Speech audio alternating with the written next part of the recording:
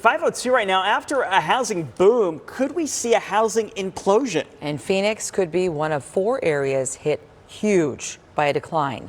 That's according to reports tied to a Goldman Sachs note to clients, and possibly this one says we could see levels that rival the 2008 crash. Which would be a big deal. ABC15's Amelia Fabiano looking into it for us this morning. Amelia, take us through this potential impact.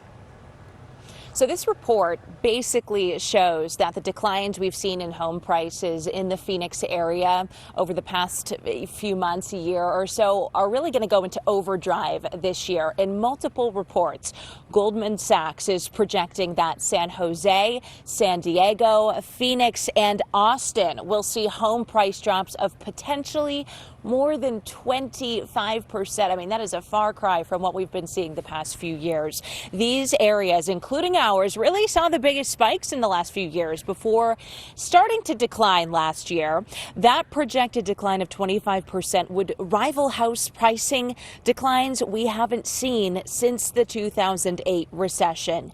About 15 years ago, home prices dropped about 27%. The reason for the extreme drop in areas like ours this time is that mortgage rates look likely to stay higher for a longer period than some investors think. The higher interest rates also continuing to rise for now.